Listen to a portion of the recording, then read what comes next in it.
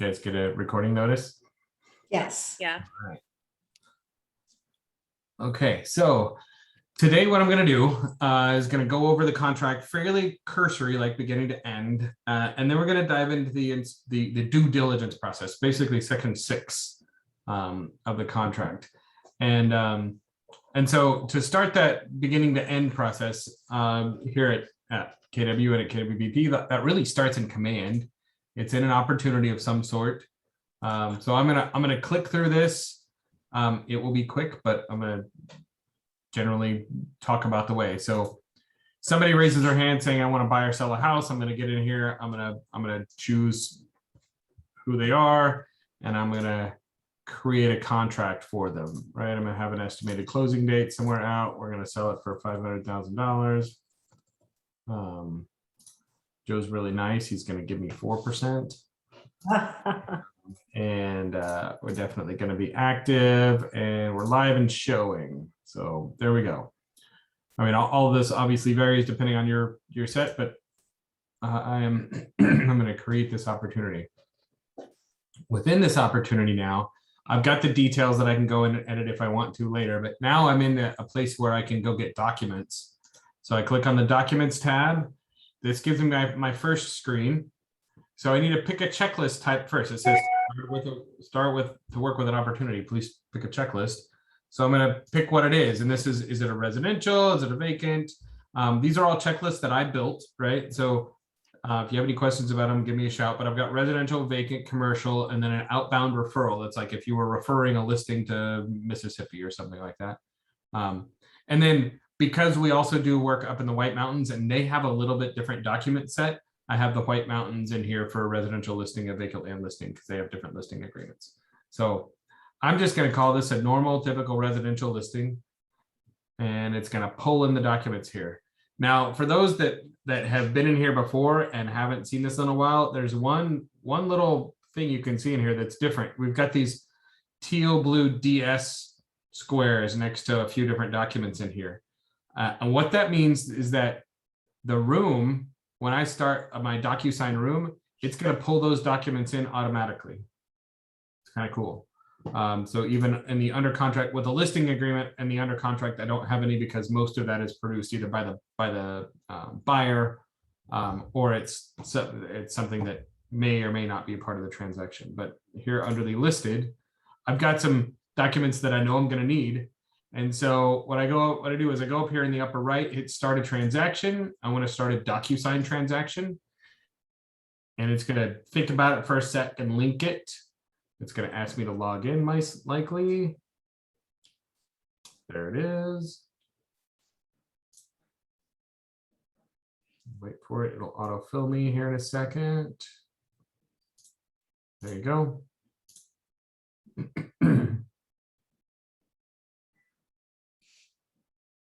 And so when I log in and it logs in and it creates that room,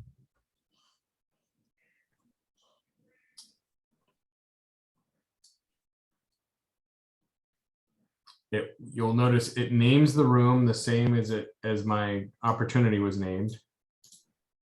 And then automatically in that room are those documents that I needed, right? So these that are here. Now let's go through these documents just super quick. I don't want to spend too much time on this, but I've got listing contract agency, the MLS input form, or the input checklist or profile sheet, the SPUDs for the seller to create, the lead-based paint disclosure in case it's built before 78.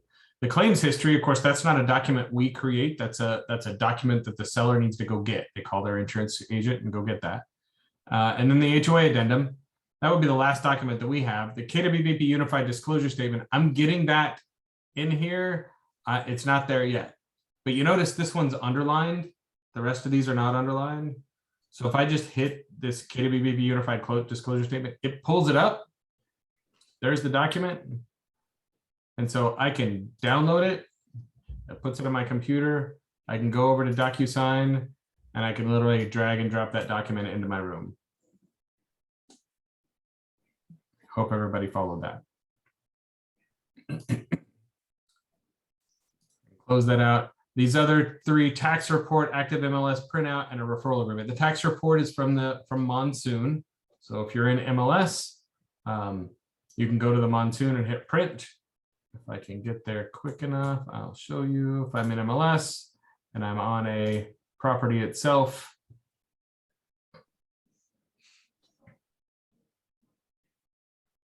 wait for it.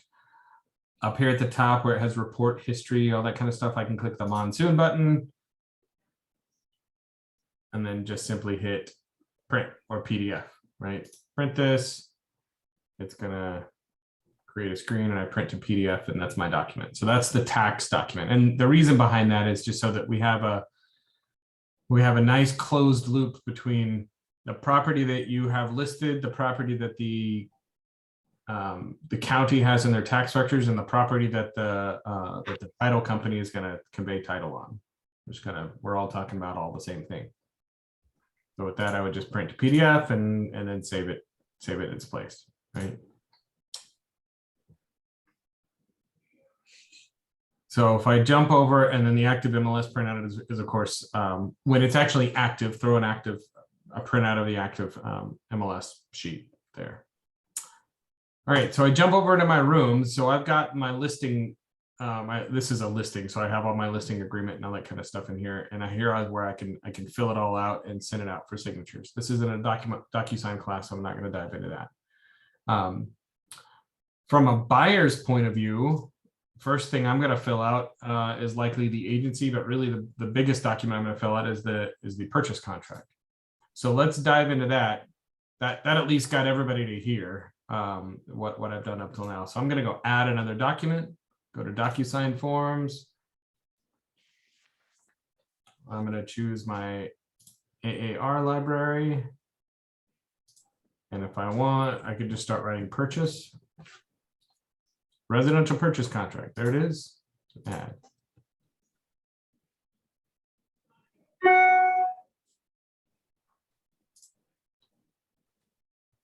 I'm going to look at it, but what I'm going to do, not everybody needs to do it. I'm going to download this and open up a screen so we can see it bigger and scroll through it a little bit easier. But if I was right here, I've got, there we go. This is I'm in DocuSign, and now this is a fillable document. You'll notice this says Joe Gill here because I put him in as the seller, so it automatically filled that blank for seller. So what I'm going to do is download, that's not the button, there we go.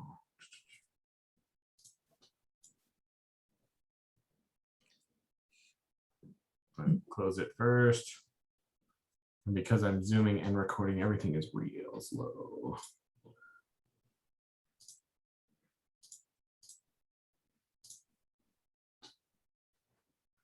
I want to download this so that I can see it just perfectly. Download. And not have to deal with DocuSign being slow. Okay, there you go. Everybody see that okay? Now I got nice and big. You are seeing this screen that I'm working on, right? Yeah. Okay, good. All right, so the way the contract is written up, it starts up real quick, buyer and seller information, the address, the assessor number, the legal description. You should be able to pull the assessor number and the premise address off of either the MLS or out of the county. The legal description, you can get that from the Monsoon.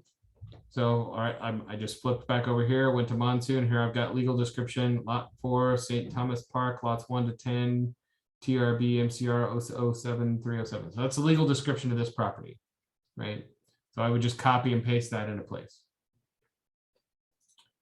Full purchase price is outlined below. You got the total price, any earnest money, any down payment, any financed amount, anything else. The key to remember about this is lines 11 through 13 or 14 or 15, whatever you're doing, it should all add up to line 10, right? So the math should be 10 is the total, and then everything below that should add up to 10, to line 10. Check some pretty straightforward stuff. Is the earnest money a personal check? We will always be using an escrow company. We do not use a broker's trust account. You're going to put in your projected close of escrow. If it's a finance, that's what, 30 days-ish. If it's cash, it may be faster than that, maybe 10 or 15 days. Below that, any addenda incorporated. If it's in a HOA, then of course you want the HOA. If it's prior to 78, you want the lead-based paint, right? So these are addendum that would be incorporated. If you're doing something like waiving the appraisal or the inspection, those are all things that are in the additional clause addendum. So you would add the additional clause to this as far as addenda that would be incorporated.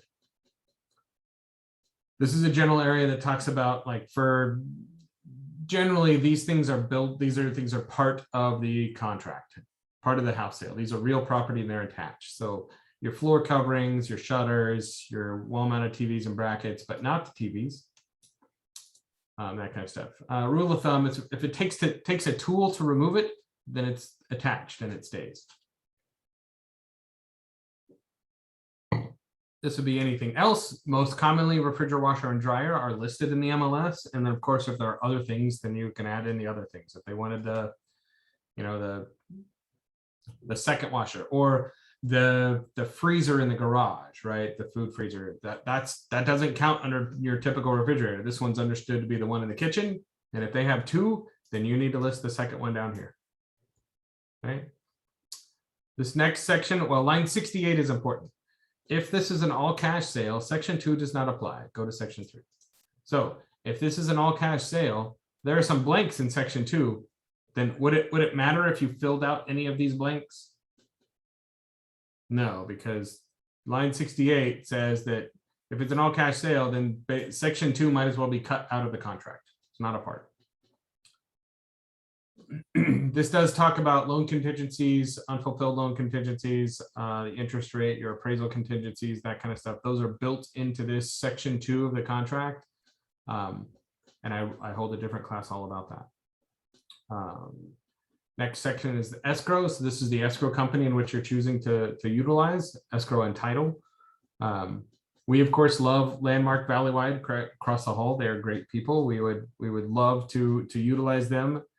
If your client has a company that they worked with before and would like to use them, then that's great. If they don't have anybody that they particularly prefer, then you can suggest Landmark Valleywide because they are great. All right, some additional instructions and that kind of stuff. Section 4 goes into disclosure, the seller property disclosure statement, insurance claims history, that kind of stuff. That this type of disclosure is going to come across the board from the seller to the buyer. And it gives you some timelines. So the seller's property disclosure statement needs to be in the hands of the buyer within 3 days after contract acceptance. And then the insurance claims history, seller shall deliver it within 5 days after contract acceptance. Both of these, then, once the buyer has them in their hands, the buyer has either 5 days or through the inspection period, whichever is later, to review them. So these technically have a timeline that is aside of the due diligence period, the inspection period. So even if you had a 2-day inspection period, you still have 5 days to review the spuds or the insurance claims history. Got it? So those are set in stone there, and they are independent of your inspection period. Now, if you received both of those on day 1 and you have a 10-day inspection period, this verbiage here says you have until the end of the inspection period to review them and such. Lead-based paint section, let's not forget about that. Any other warranties, changes in escrow, that kind of stuff, it needs to be disclosed and discussed. Section 5 used to be much more significant. Now it's pretty much straightforward that basically this house is being sold as is, where is, aside from any other agreed upon improvements that the buyer and seller set forth. So when this contract is signed, it's assumed that everything right then, that's exactly how the house is being sold. So I like to say in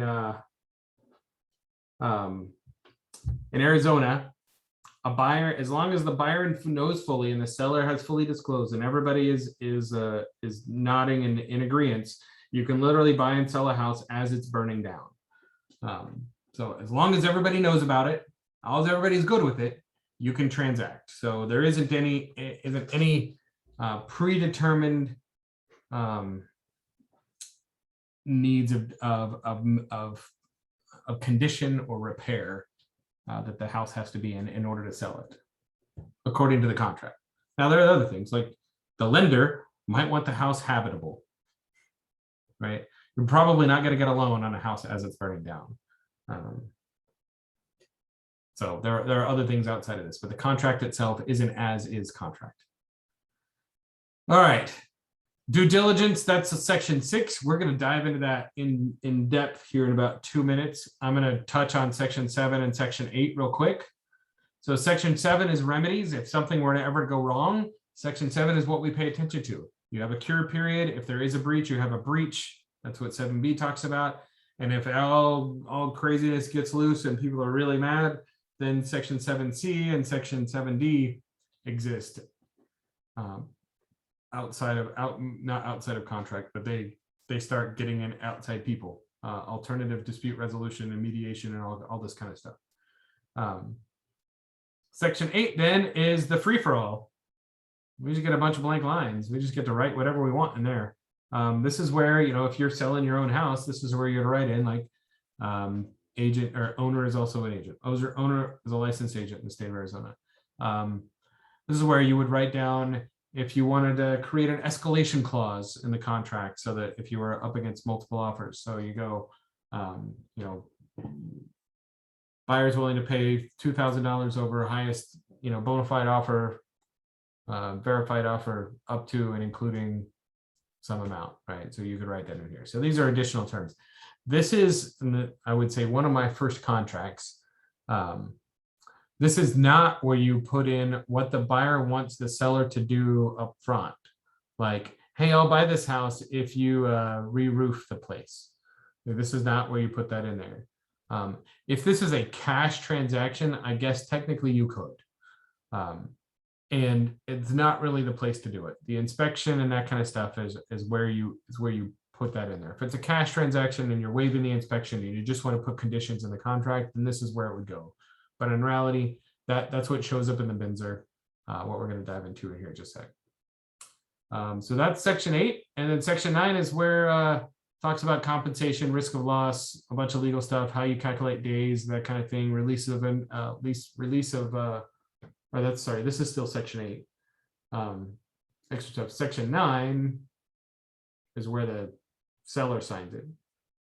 So section 8, the end of section 8 is where the buyer signs it. The section 9 is where the seller signs it. All right, I'm going to go back to section 6 now. That took you, basically, that was super cursory. We could dive into it in much greater detail in other times. So the inspection period. This is the time in which, and this is a great way to consult with your buyers about, this is when they get to dive in and really see if they want the property or not, right? Especially in these times right now where we may be going under contract up against multiple offers. They've seen the house for 10 minutes in between other showings that they were doing, and they've decided to put $500,000 and buy this piece of property. That's pretty significant. And sometimes people are pretty hesitant. So explaining to them that we have an inspection period, as long as you are keeping the inspection period in here, we have an inspection period that allows you to discover all the things about the property that you may not want to move forward with. So a lot of buyers, especially those that are doing their research, they're looking at properties and they're saying, well, how old is the roof, or how old is the HVAC, or what's the conditions of the floors, or something like that. How much insulation's in there? They have a bunch of questions on the property itself, or what school zone is it in? All of these things are things that should be, that you have the capacity to discover in the inspection period. So these are not things that have to be determined prior to putting in an offer, right? Now, in a normal healthy market where we don't have 15 offers going on a property and we aren't offering above and just trying to grab, just do land grabs, you might have a little bit more time ahead of making that offer to knock some of these things out, to make sure that they are, they're in the right school zone, to make sure that they have. I had one who needed the fiber for internet, right? Needed the high-speed upload because that's what he did. So, he could find that out prior to going into inspection. So when we're in a typical market, you can figure that out before making an offer. When we're in a really hot market, you need that inspection period to be able to do that, because you might just need to get up front and get in and get the offer. You don't have time to figure all that stuff out. So know that this due diligence, this inspection period exists for the protection of the buyer. And it's there. As long as you've built it in the contract, that protects the buyer quite a bit to go in and find out everything they have. Now, by boilerplate of the contract on line 213, it is 10 days. You notice you got a blank spot right here. So I can make that however I want. If I wanted this more aggressive, more appealing to the seller, maybe I make that 7 days or 5 days. If I knew that I needed more time, I represent, actually a lot of our agents represent buyers that are out of state, right? And so they know they need to get under contract, and they need to go buy a plane ticket and come in. So maybe they need 14 days to be able to get in there and do some stuff just for plane travel and that kind of stuff. So that's where you may enter a different number here. This is for conducting all desired physical environmental inspections, make inquiries into government agencies, investigate applicable zoning, health and fire, that kind of stuff, vary any material, multiple listing service information, etc. So this is like the occurrence of a disease or sex offenders or natural death, suicide. So those are things that we are not to disclose, but they can go find it out. These aren't things that like have to stay unknown. Just us as real estate agents, we can't disclose those, right? So if we know that, we can't disclose it, but if they want to go find out, they can. Let's see, the sale also says that it all must be investigated during the inspection period. Buyer shall keep the premises free and clear of all liens, indemnify and hold seller harmless. So when the buyer has an inspector over, he needs to pay the inspector. The buyer can't not pay the inspector and have the inspector materially lien the property. That's mean and wrong and illegal. Let's see, blah, blah, blah. And of course, if they break anything, then they have to fix it. This line right here, buyer shall provide seller upon receipt at no cost copies of all inspection reports concerning the premise obtained by the buyer. So that means as soon as when you hire out an inspector, they go out there and take a look, they're going to give you a report. Basically, as soon as you get that report, you just forward it straight over to the seller's agent, because it says upon receipt, not when the Benzer is done, but upon receipt. So you have inspection on day 3 and you get that report the night of day 3, that other agent better have it in their box on day 4, right? Morning of, you need to just forward it straight over to them. And that's all reports, all inspection reports. So not just the inspector. If you had your termite guy out there, that's that you forward on that report.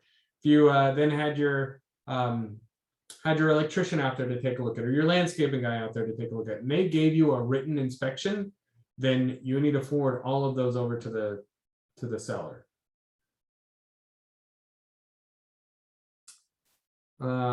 This is, again, these are just extra reminders.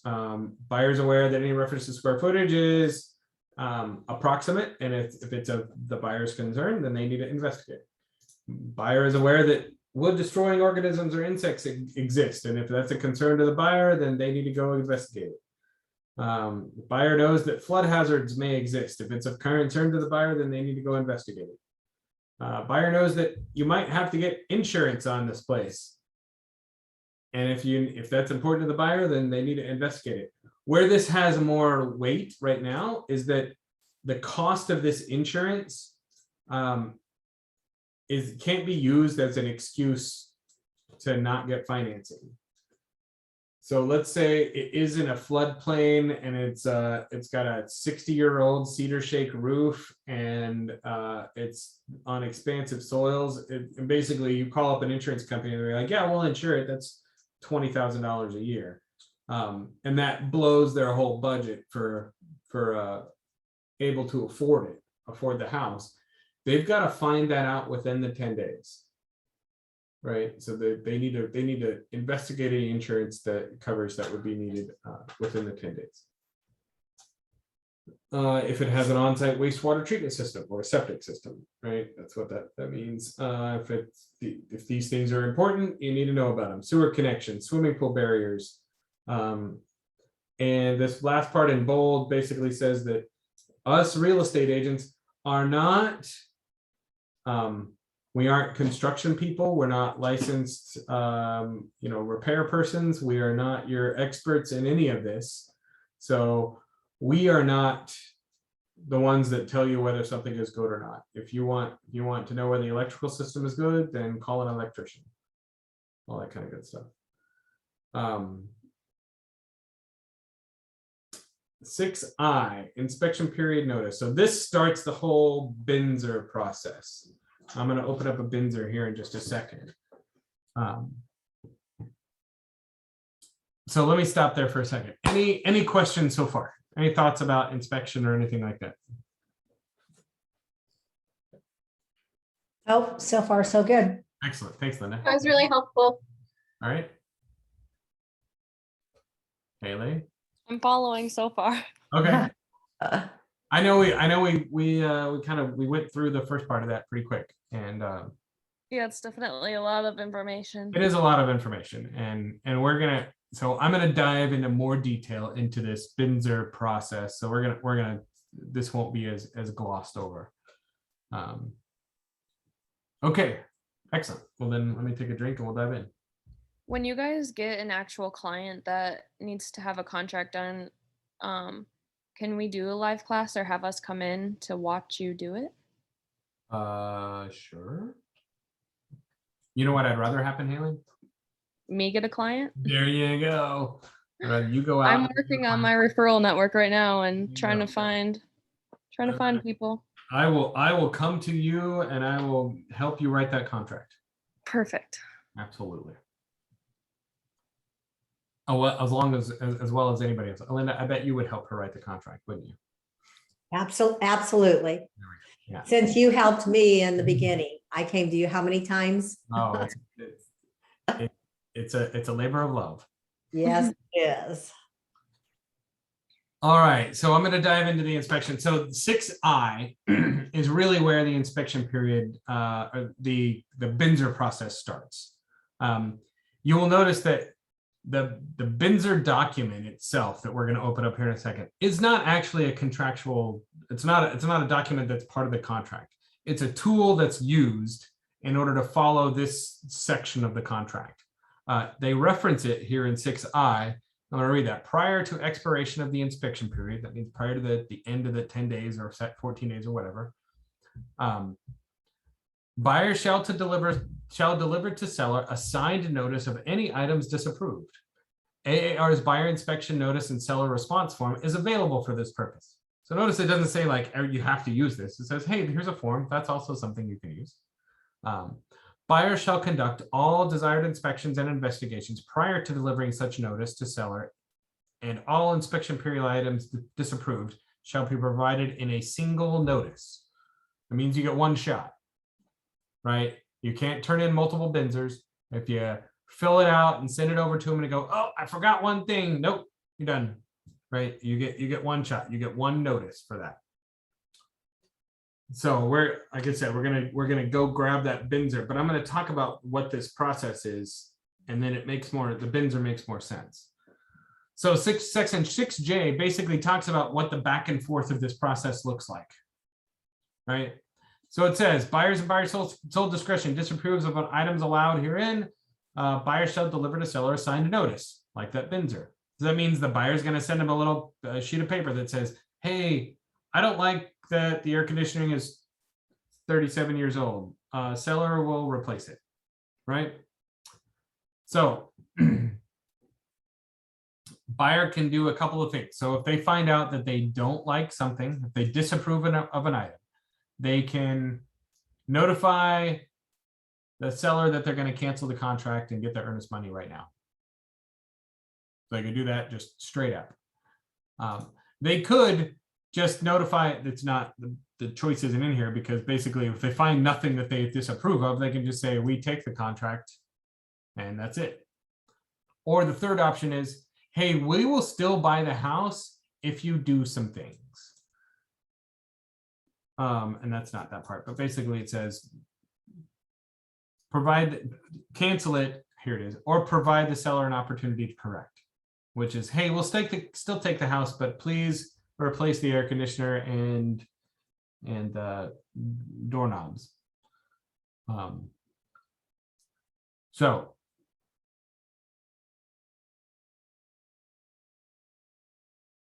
here we go. So we go into, you can cancel the contract, you can just take the contract as it sits, or you can provide the seller a chance to correct items. Once you have provided the seller a chance to correct items, that starts a time clock for the seller. So it says, the seller shall respond in writing within 5 days or some other time, right? If they do, if they needed more time. And the seller shall deliver buyer notice of items disapproved. So basically, the seller's going to tell them back, say, hey, I'll fix the AC, but I'm not fixing all the doorknobs, right? Can choose one or the other. The seller can choose to do everything, or the seller can be unwilling or unable to correct anything and say, I'm not going to do any of that at all. No matter what, if the seller says that they will correct anything, if there's anything in there that the seller is going to do, then section B just basically says the seller has until 3 days prior to close of escrow to get all of it done. And then down here, it says if seller is unwilling or unable, then the buyer has a chance to cancel also.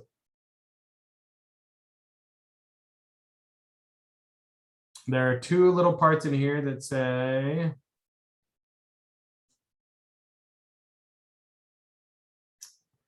seller's failure to respond to buyer in writing within the specified time period shall conclusively be deemed as seller's refusal to correct any items disapproved. So basically, if the buyer sends over, hey, fix the AC and the doorknobs, and the seller just goes dark, just doesn't do anything, then that is understood as the seller refusing to fix anything. If the seller sends back, I will fix the AC, but I'm not going to fix the doorknobs, then this right here, and then the buyer goes dark and doesn't say anything. And it says if the buyer does not cancel this contract within 5 days after the seller says this is what I'm going to do, then the buyer shall close escrow without correction.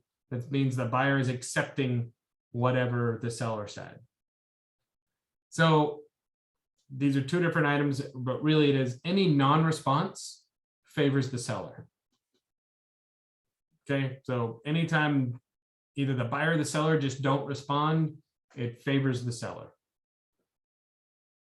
All right, now I'm going to pull up the Binzer document here. I'm gonna download it again.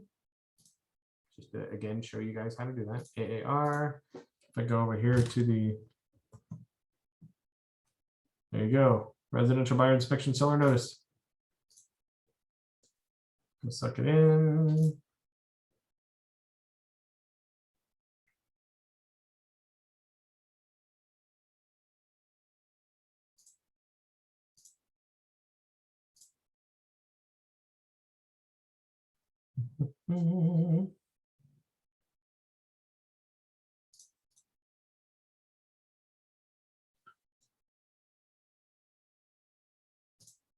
And now I can download it.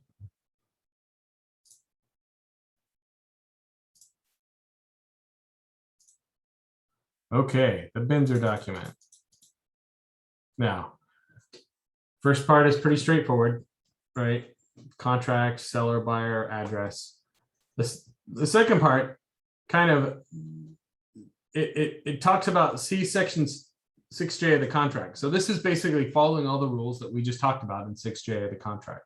And these are some little reminders in and around it. So the buyer has completed all the desired inspection period items, such as this, these things. The buyer has verified any of this other information. This is a big line right here. Buyer has verified B, all other information obtained regarding the premises. So that could be traffic noise, you know, whether the dog next door barks, whether there's street lights outside that are too bright at night. If they got cooperation, you know, but like their APS bills or something like that. The walk to school, you know, they taking school kids and something like that. Maybe the walk to school, they gotta cross a big intersection or something like that, and the parents don't like that. Or even other things that don't necessarily have to do with the house, like maybe the school district and their quality or what they can do. I did have a buyer who had a special needs kid, and so he needed to make sure the school was willing to provide the services that she felt necessary for her child. And so in this due diligence period, she went and met with the school. The school was not willing to do exactly what she said, so we had to cancel the contract. Nothing wrong with the house, nothing wrong with the neighborhood, just that the school didn't have, it wasn't that they were like mean about it, they didn't have the capacity to do what was necessary, and so we had to cancel that contract. So this section B right here, all other information obtained regarding the premise, so that means they've gathered all their information to say that they're gonna still take this property. Now, here's where you got your three choices. Premise accepted, right? I don't need anything, we're good. If you check that box, the buyers sign it, the bins are processed, the whole due diligence process is over. The seller doesn't have to do anything, it stops right there. Premise rejected. I don't want it anymore. Found out that we can't do what we want, and so I can't do it. So you check that box, you have the buyers sign right below here. Right down, come on. Right here. You check that. Then also, not only is the inspection period over, but the contract is over. You're done. The buyer will get their earnest money back. Then there's, hey, I will still take my buyers will still buy the house if you do these things. So now we've got the items disapproved that we've got in here. Now, that you will find many different ways to go over, or to many different ways that different realtors write their information in here.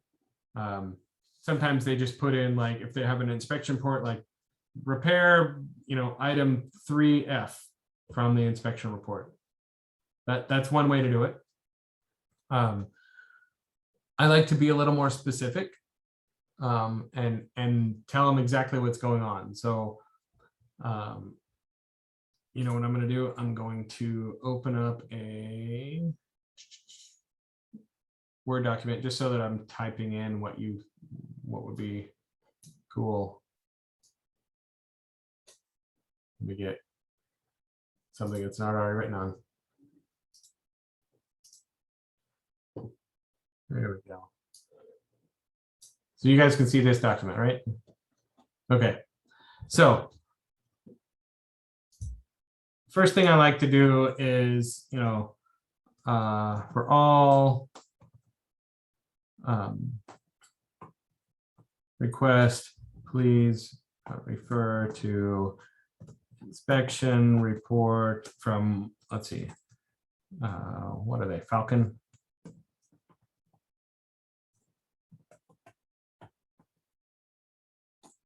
And whatever. Right. So put that at the top saying, hey, I'm gonna talk about stuff, and everything that I'm gonna talk about is if it's within the Falcon property inspection report or the termite report. I would also suggest to well, oftentimes we'll find stuff out that the inspector didn't find. Maybe it's something different. Maybe it's, we drove over there and we just didn't like the way that the front door opened and closed, but it wasn't anything that the inspection report would have done. So for all requests, please refer to Falcon property inspection report, termite report, and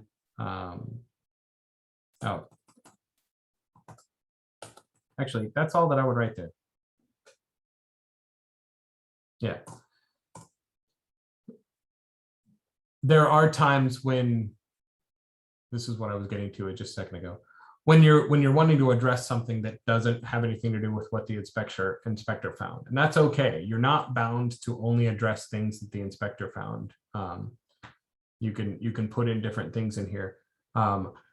We'll talk. I'm going to write some of this out just so that you can see what that looks like as far as text. So. So let's say your first item is Falcon property inspection, section 3.25. So that just says this is what we're referring to, why we thought was wrong, right? And then I'm going to put in what I want. Seller to install proper GFCI receptacles in all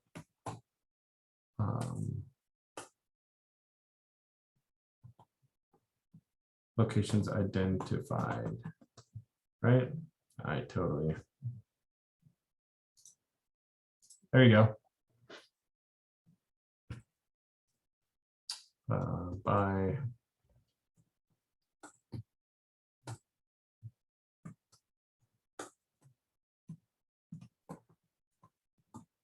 there you go. So put in there what document, where did I figure out something was wrong? What am I asking the seller to do, and who's going to do it? So pretty simple stuff. Let's say the second one is the door handle on the front door I didn't like, and we want to change it, but it's nothing. It wasn't broken. It was just a handle. So per buyer's personal inspection, seller to replace front door handle with and this is where you would want to be very specific if you're wanting them to do it, right? So with a Schlage, whatever, special, right? This would be super specific, but you can get down to that specific if you want, right? So you could, if you wanted it very like model number specific or something like that, then you can put those kind of details in here if you like. You were putting in a request. These are the things that we're disapproving of, and we're asking the seller to fix them, right? To change them, right? What you're not supposed to put in here is, and this is kind of I mean, it's discussed a lot, and we do put this a lot in here.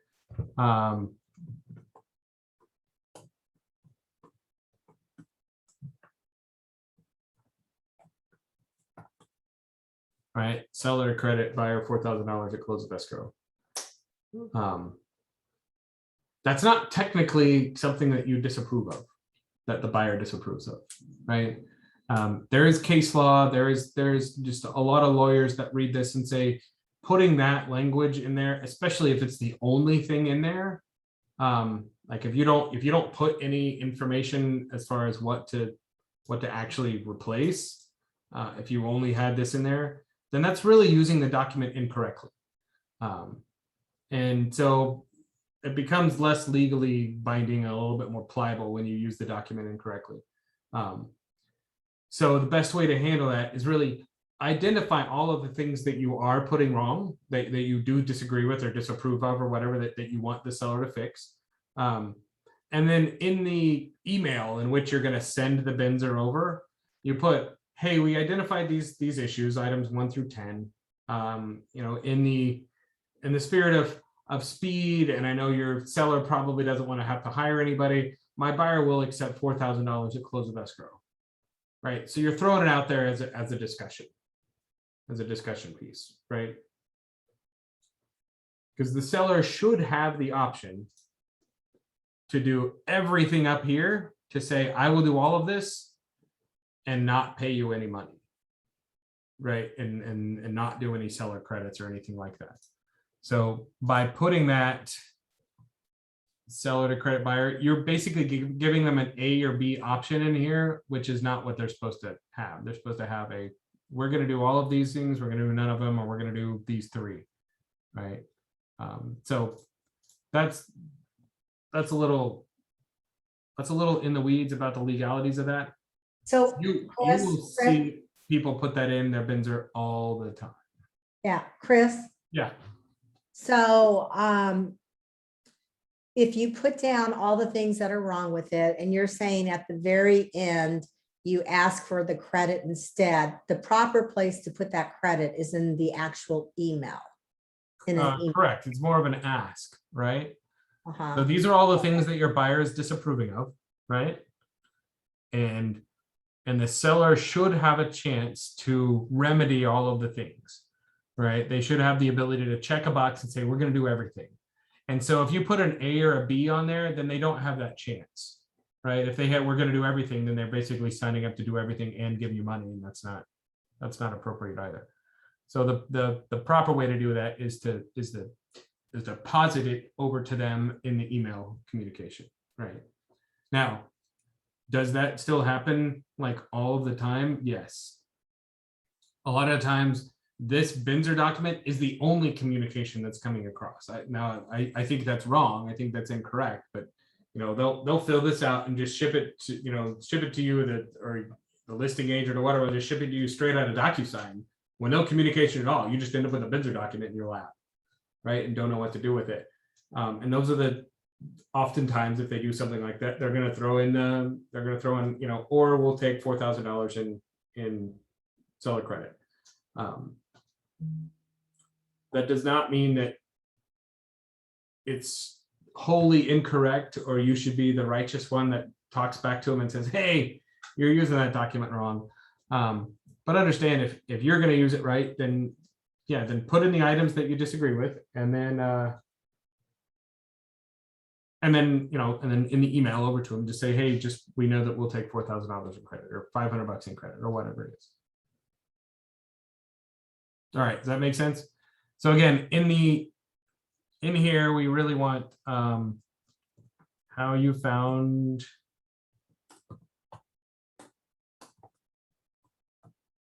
it wrong.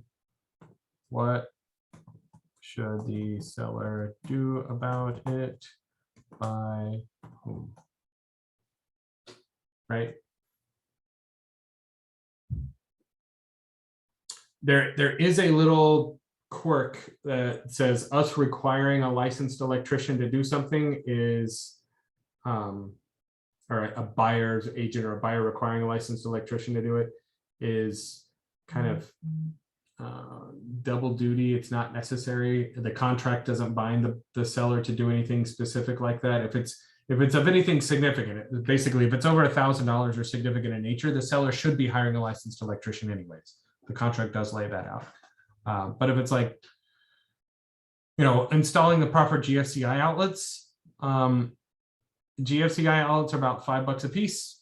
An electrician could probably come replace 2 for a couple $100, right? So that's not over $1,000. Replacing outlets in a house are something that a handyman could do.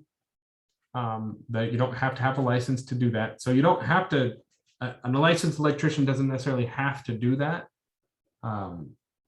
And it's also not wrong for a buyer to request a licensed electrician to do that. Now, I've talked a lot about, this is a request. You're asking the seller of it. The seller can then respond with anything. So I'm going to go back to that document, and there it is. So we have this buyer likes to provide seller a chance. They're going to put all this. This is page 1 and page 2, right? The buyer's going to sign it, and the buyer will sign it. You're going to send this over by day 10. This section right here of the Binzer, this would be if your buyer refuses to hire an inspector, does not hire a professional inspector, then they sign here just saying, hey, we're not going to do inspections, right? We're backing out. So then the last part here, or the second to last part, is then the seller's response. So you can see the seller also has 3 choices. Seller agrees to correct items above and pursuant to 6J of the contract. So we're going to do everything, right? Seller's going to do it all. Or number 2, seller is unwilling or unable to correct any of the items above. So we're not going to do nothing. We're not going to do anything at all. Or the seller's response to buyer is as follows. So let's take that same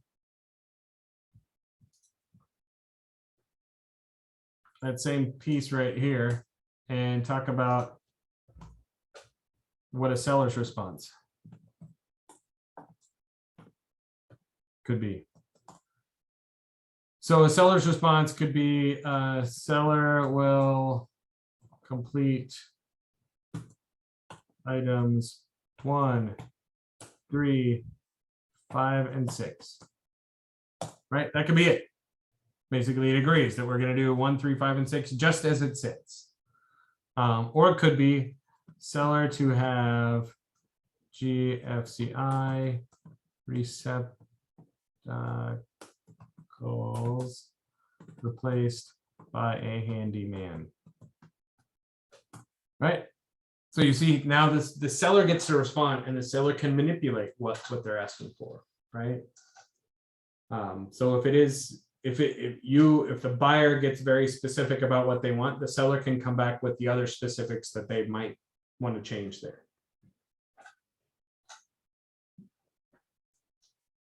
This is often spoken of in little things like this: GFCI receptacles, patch repairs, roofing repairs, that kind of stuff that you can. But the seller may want to do it slightly different than what you got, or maybe the seller's got a handyman that he's got on contract that he uses all the time, so he's going to use his people, and they may or may not be licensed in the trade that you want them to be. And if the seller chooses to use those people, it's totally within their right. Now it's up to the buyer then to exercise his part of it, which is down here. Buyer likes to cancel this contract, or buyer accepts. So let's go back up here to the seller's response. If seller agrees to correct items, if it says first check, the seller checks that box and they sign the bottom, and we're done. We're done with the negotiations. There's no more back and forth. This ends here. If it's either as the other two, seller's going to do nothing, or the seller's going to do something just slightly different, then it goes back into the buyer's court to be able to respond. Now the buyer has 2 choices, not 3 anymore, 2. We can either accept what the seller said, or we can cancel. And then that's the end. If we go back and look at section 6J of the contract, we can see that the seller has 5 days to respond to the buyer, and then the buyer has 5 days to respond to the seller. So through these 2 sections, the seller coming back, and then the buyer coming back, and the inspection period. The inspection period is 10 days. The seller has 5 days. The buyer has 5 days. That could take 20 days of your contract to figure out, whether you're really moving forward and everybody's happy to move forward. Now, if you're in a 30-day close, you only have 10 days left for the seller to do stuff. So that's why a lot of times the seller credits and things like that are pretty advantageous, because we don't have to worry about hurrying out and hiring people and that kind of stuff. It definitely makes things a little bit easier in that sense. Now it makes things harder for your buyer, because they've got to go out and hire those people once they move into the house, right? So that it puts the burden on the buyers to go fix this stuff, and it takes it off of the seller. But it does also lessen the amount of cash that a buyer has to come up with to escrow, to closing. All right, so we just went through that whole Binzer process. What kind of questions do you guys have? I think it was good. The first time I fill it out, I'm definitely going to come to you like, but yeah, it helps understand it more. Good. Yeah, I It was agree. good, Chris. It was good. Good deal. Then I want to close out with one little thing. We just talked. A big part of this process is often the cash towards close of escrow, or cash towards closing. Now Now, let's say the place needs a new roof and a new HVAC system. You know, that's easily $20,000 worth of stuff. On a $500,000 sale, a buyer's closing costs might be $4,000 to $6,000, maybe, right? And any credits coming from the seller to the buyer can only be used to pay for closing costs and pay for costs of buying the house. It can't end up as cash in the buyer's pocket. So even if the buyer is asking for $20,000 worth of closing cost credits, if they only have $5,000 worth of closing costs, then they only get to use $5,000, and the seller keeps the other 15. So you want to be smart in figuring out what kind of cash you're utilizing here. You know, and I've had people with down payment assistance and help from the lender and all that kind of stuff. So their closing costs were already only like $500. You know, and then we come up and we want $3,000 from the seller, and we only have $500 to spend, and I can't spend it. I can't do that. Right? I don't have anything else to spend it on. Lenders are very good at finding ways to spend that money. They'll buy down rates. They'll do some more things to help. They'll maybe prepay a month, a year of your PMI or all of your PMI. So they have ways to do that. They still, and a good lender will be smart about it. They're going to do it in a good way that benefits your buyer. And yet they're still bound by the same stuff. You can't end up as being cash in your buyer's pocket. That's loan fraud. So they'll work to do that. So it's mindful to keep track of what the closing costs really are. Maybe that's a phone call to the lender saying, where are we at? You know, do we have $5,000 worth of closing costs? Can I ask for $5,000 and we utilize it, or not? There are some other slightly different ways, escrow holdbacks, prepaying invoices and things like that on the seller side that would be good in another training, but probably not this one. So there we go. We did a really good cursory overview of the contract. We dove in good with this Binzer process in the inspection period, and really what the back and forth between buyer and seller look like during that period. And if you guys want, do you have any more questions? Do you have any more thoughts, comments? I'm good, Chris. All right. Thanks, Linda. All Haley? right. You have a great weekend. Thank you very much. I'm going to stop the recording and And I'm going to leave. all right. And I'm going to post this up so that other people can view it later. All right. Thanks, Chris. You did a great job. Thanks, Appreciate guys. Have a good weekend. You too. Where do we find the recording? It will be up on our YouTube channel. Sam will put it there. The things that are this long don't go on Facebook very well, so he'll have it on the YouTube channel, and we will we'll post that link. Make sure everybody has Perfect. that. Yeah. Awesome. Thank you. Thanks, guys.